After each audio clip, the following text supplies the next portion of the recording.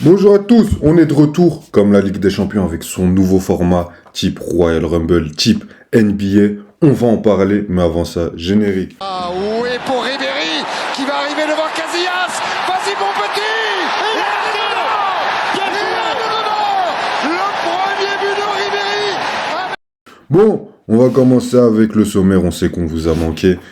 En premier, on va parler du choc de cette semaine de Ligue des Champions, ensuite le duel.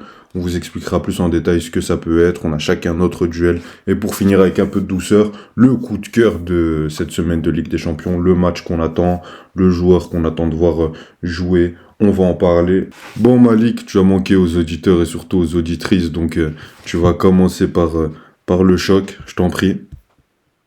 Alors, c'est un plaisir d'être ici sur le statut, ça faisait longtemps. En tout cas, on espère que vous allez apprécier la vidéo. Bon, sur le choc, moi, je ne vais pas mettre une grosse surprise à Youb.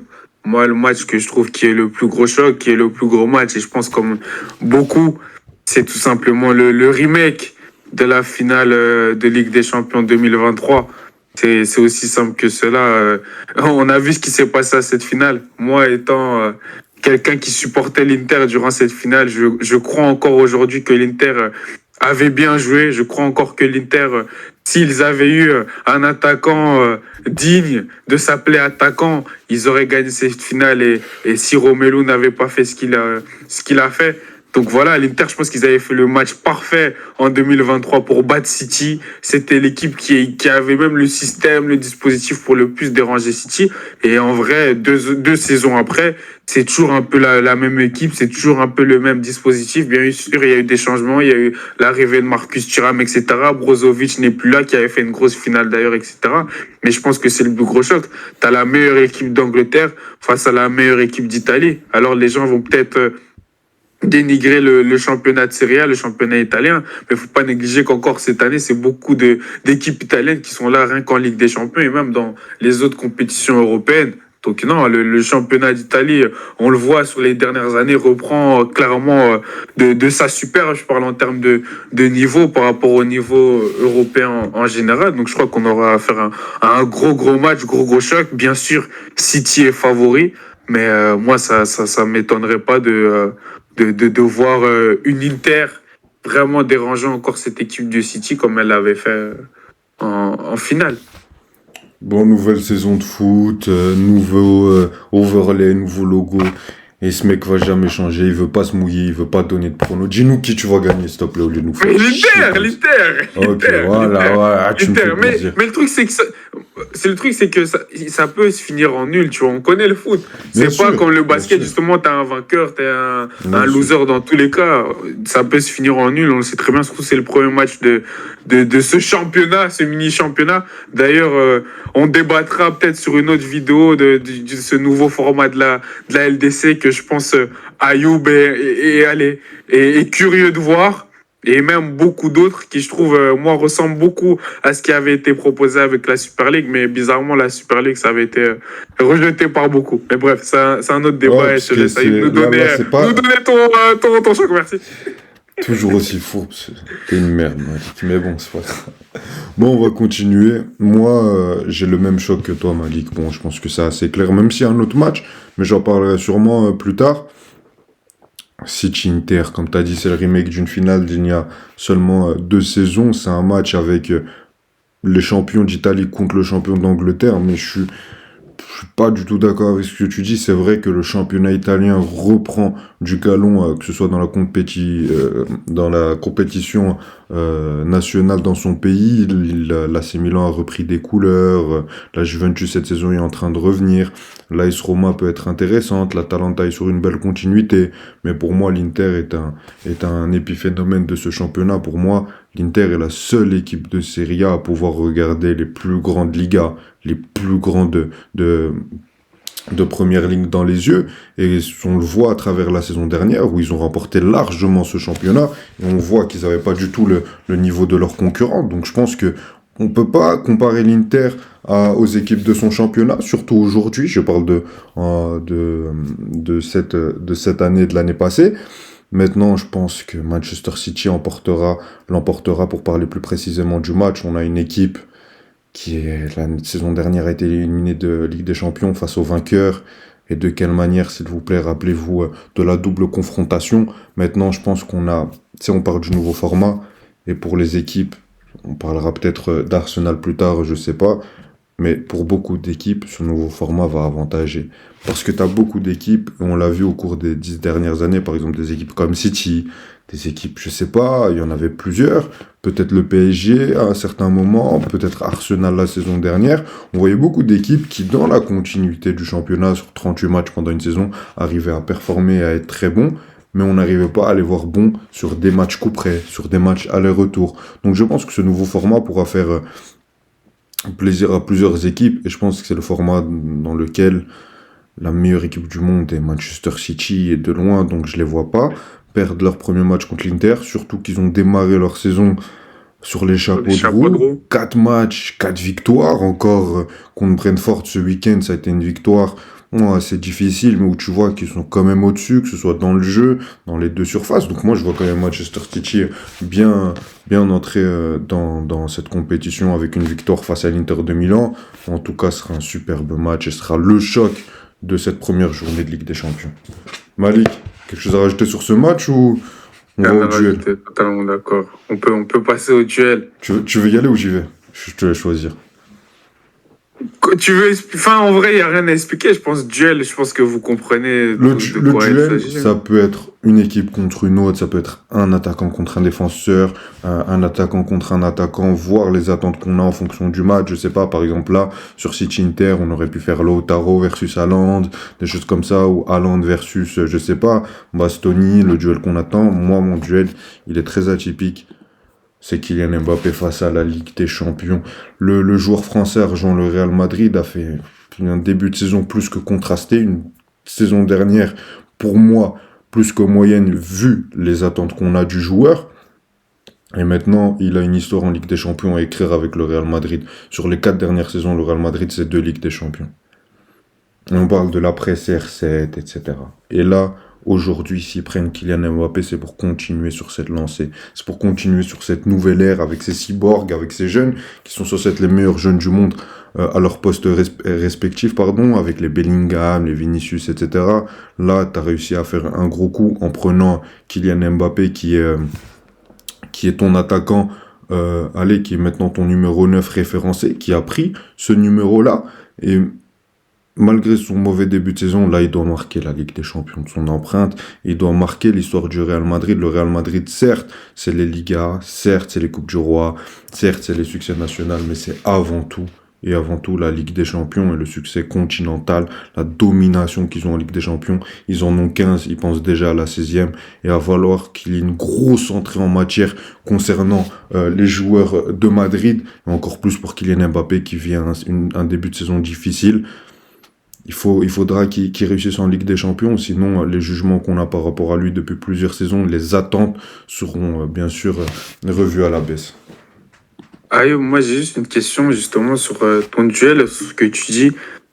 Tu penses que si Kylian Mbappé sur cette campagne, vas-y, le Real gagne, mais vas-y, c'est pas le meilleur joueur, clairement. Les meilleurs joueurs, c'est comme la saison passée, surtout Vinicius, du coup, en Ligue des Champions, voire même Bellingham, et que voilà, Kylian Mbappé fait une compétition, tu vas pas aimer la comparaison, mais une compétition comme, je sais pas, un Benzema en 2017. Pas une mauvaise compétition du tout, mais je veux dire, c'est pas l'acteur principal comme toi, tu le décris. Tu penses que c'est une mauvaise chose pour lui? Il a quand même son trophée. On sera sur la continuité de ce que je pense de Mbappé depuis une saison, voire 2 saisons. C'est que Kylian Mbappé, aujourd'hui, nous a montré que le trajet de carrière qu'il était en train de prendre, dû à ses décisions, si la théorie que tu avances s'avère vraie, j'aurais eu raison depuis 2 ans. Kylian Mbappé est en train de devenir un flop par rapport aux attentes qu'on a. Par à ses attentes. Il y a 6 mois, au 31 décembre, on a sorti un réel. J'ai dit Kylian Mbappé est un flop et j'ai très bien expliqué. Ouais, j'ai très bien retenu. On m'a traité de fou. Et maintenant, tout le monde. Tu veux mettre un extrait dans la vidéo? Ouais, je vais mettre l'extrait. Et quand je disais flop, je disais pas que ça allait être, je sais pas, Ndombele ou un joueur qui allait pas faire une grande carrière. Bien sûr, il pourra même remporter un ballon d'or, 2 Ligues des Champions. mais on s'attendait à 5 Ligues des Champions, 5 Ballons d'Or. Et là, le mec, dans tous les cas, il en aura sûrement moins que Vinicius. Ou que Bellingham. Donc c'est déjà un flop. Et en plus, s'il arrive même pas à être la tête de gondole dans ce projet de superstar, le temps m'aura encore plus donné raison. Donc c'est pour ça que je vais être très attentif. Pour moi, cette saison va être très importante pour la carrière de Kylian Mbappé. On va voir comment il va s'intégrer au Real Madrid. Même si, voilà, je vais spoil un peu, parce qu'il y a une vidéo qui arrive dans quelques jours, mais je pense que, voilà, Kylian Mbappé va très vite mis dans de bonnes conditions quand on va mettre certains joueurs du Real Madrid à l'écart. Bon, Malik, je te laisse parler de ton duel, à part si tu veux en parler un peu de Kylian Mbappé en Ligue des Champions. Si, je veux parler justement de mon duel, mais c'est juste c'est intéressant ce que tu as dit sur Kylian. On verra ce que l'avenir du football nous dira, nous montrera. Moi, mon duel, c'est un peu plus les duels que les gens comme Ayoub aiment, que ça le fait kiffer, qu'il n'arrive pas à en endormir la nuit tellement il attend ça. Moi, c'est un duel de coaching. Certes, l'équipe entre les deux coachs, je pense qu'une équipe est clairement favori au vu des championnats comme Ayoub l'a expliqué. Je pense que vous savez de quel match je parle. Je parle de Liverpool AC Milan. J'ai envie de voir ce duel Arne Slot face à Paulo Fonseca. Paulo Fonseca, le 6e coach préféré de Ayoub dans le top 10. Et du coup, clairement, comme je l'ai dit, je pense que Liverpool est clairement favori. Je pense qu'on doit s'attendre à ce que clairement Liverpool gagne ce match, mais je pense qu'on a affaire à deux coachs qui aiment avoir des équipes qui jouent au football, qu'on va avoir du football offensif. Je pense qu'on va avoir même beaucoup de buts. Je pense que cette équipe d'AC Milan encaisse beaucoup depuis qu'elle a été justement reprise par ce coach, même si ce week-end, elle a gagné 4-0 face à Venezia. Mais je pense que voilà, même si je vois Liverpool gagner, je pense qu'on aura affaire à de belles choses mises en place par les deux coachs et qu'on aura affaire à un football vraiment, pas champagne, mais très offensif, où ça ira dans tous les sens, où il y aura beaucoup de rythme, etc. Et c'est pour ça que j'ai hâte de voir comment ces coachs vont gérer cette rencontre, parce que c'est une rencontre en Ligue des Champions, avec deux grands clubs historiques. On a parlé du remake de la finale de 2023, ça c'est un remake de la fameuse finale 2005 d'Istanbul, même s'il y en a eu une autre 2 ans après, dont on parle un peu moins. Et donc voilà, c'est la première en Ligue des Champions pour ces deux clubs, avec ces deux clubs historiques. Une soirée de Ligue des Champions sera la première. Bref, il y aura beaucoup de choses, beaucoup d'émotions sur le terrain à ce moment-là. Et j'ai hâte de voir comment bien sûr, c'est les joueurs sur le terrain qui feront le match, etc. Mais comment les coachs vont les gérer. S'il y aura des changements importants à faire. Si à la mi-temps, une équipe est menée, est-ce qu'un coach va amener des choses en plus? Parce que je pense que c'est deux coachs qui intéressent beaucoup sur ces 2 premiers mois de compétition, et qu'on a hâte de voir ce qu'ils vont faire dans leur première journée de Ligue des Champions. Complètement d'accord avec toi, et Malik, la transition est tout trouvée, parce que moi, c'est mon coup de cœur. Pourquoi c'est mon coup de cœur? Bon, là, je voulais parler de Stade Brestois et c'est une grâce, mais bon, je préférais parler de AC Milan Liverpool. Non, j'ai hésité. À la base, je pensais au PSG Gérone pour parler du début de saison du PSG, puisque c'est mon équipe préférée, c'est mon club de cœur, Gérone en Ligue des Champions. Mais moi, j'ai pris ce match-là parce que pour moi, ce match, c'est un match mythique. C'est deux des équipes qui ont le plus de Ligue des Champions. Liverpool avec 6 Ligues des Champions, l'AC Milan avec 5. T'as parlé de la 7, finale 7 7, sûr, à 100%. Ok, je m'excuse. Pardon, chef. Et en plus, j'hésitais avant la vidéo. Et en plus, tu as parlé d'une finale qui est encore plus mythique, de 2005, où on a eu un scénario rocambolesque avec la remontada de Liverpool. Maintenant, on est sur deux clubs qui ont des histoires mythiques, des histoires en Ligue des Champions incroyables, mais qui se rencontrent à un moment où les deux clubs n'ont pas pris le même virage. On a d'un côté la Première Ligue qui, malgré un Liverpool qui a baissé de cadence ces dernières années, avant la reprise de Jürgen Klopp, a su se refaire grâce à un très beau travail de l'entraîneur allemand, grâce à un très beau travail de la direction, et qui aussi symbolise un peu toute la puissance économique de la Première Ligue, avec tout le temps des top joueurs, des très gros salaires, et à un autre côté, un AC Milan qui est aussi qui a beaucoup travaillé, bien travaillé ces derniers temps, juste avant, avec Paolo Maldini, notamment quand il était à la direction sportive, et qui se débrouille tout le temps en faisant des petits coups, avec Morata à 12 millions, le champion d'Europe, Tammy Abraham qui vient de l'AS Roma, toujours des petits, Ismaël Benasser qui est venu juste après avoir été meilleur joueur de la CAN. Donc c'est des histoires différentes au cours des dernières années. On a un Liverpool qui a été dominant en Première Ligue avec une équipe mythique qui a concurrencé Manchester City avec une Ligue des Champions gagnée en 2019. Et de l'autre côté, on a un AC Milan qui est en train de redevenir un peu le grand de Serie A qu'il était, même s'il en est encore très loin. Donc ce match va être très intéressant, encore plus que ces deux clubs qui viennent de changer de coach. T'as parlé du duel des coachs, mais c'est deux nouveaux coachs. Et juste avant, c'était pas des coachs qui ont fait 6 mois, c'était Spalletti qui avait fait 4 ans, voire 5 si je me trompe pas, Jürgen Klopp qui en avait fait 9. Donc c'est des nouvelles ères encore dans ces clubs, c'est des nouveaux cycles. D'un côté, t'as Paulo Fonseca qui avait déjà vécu un micro-échec à l'AS Rome. De l'autre côté, t'as Arnaud Slot, de qui on attend encore beaucoup de choses et qui pour le moment a l'air de pas mal s'intégrer à Liverpool. Donc ouais, c'est mon coup de cœur sur le plan tactique, sur le plan historique, sur le plan aussi un peu dualité, ces deux équipes qui jouent au foot. Donc dans tous les cas, je suis sûr qu'on aura un superbe match.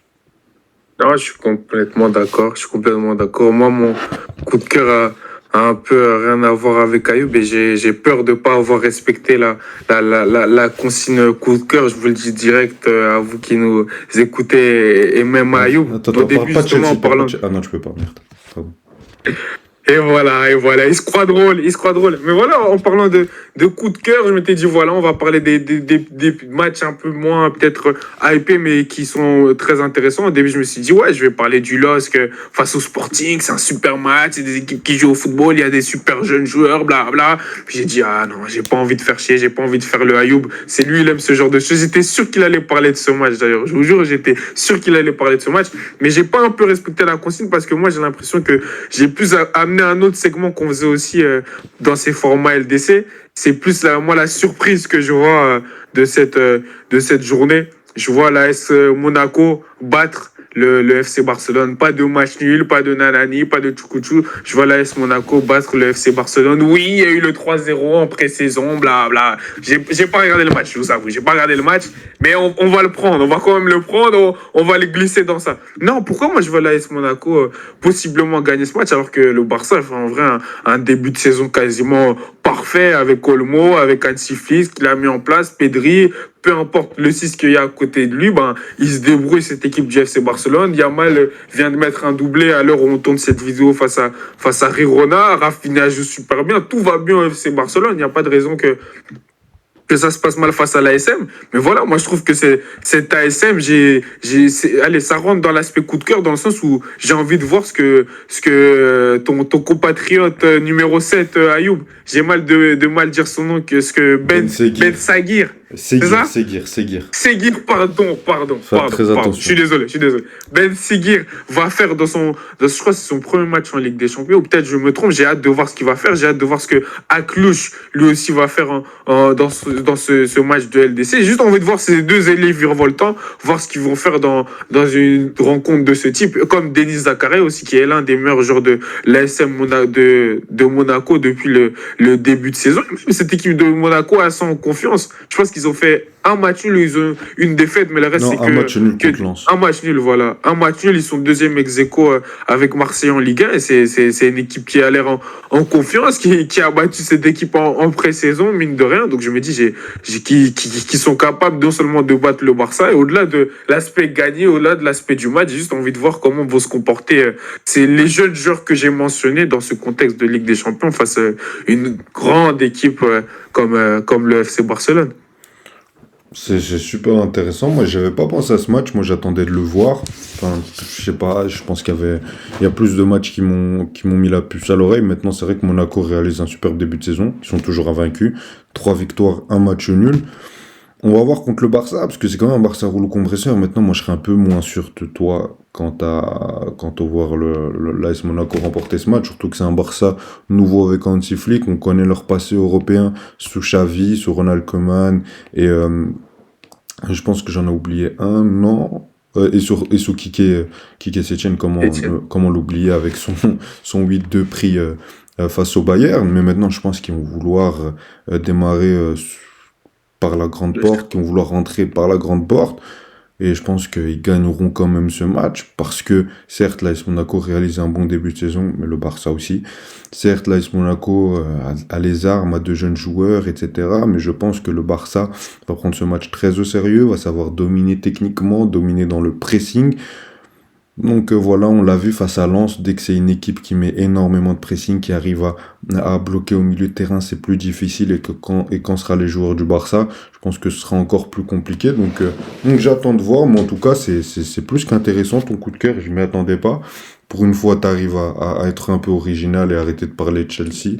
Donc faut t'y empêcher pour que tu arrives.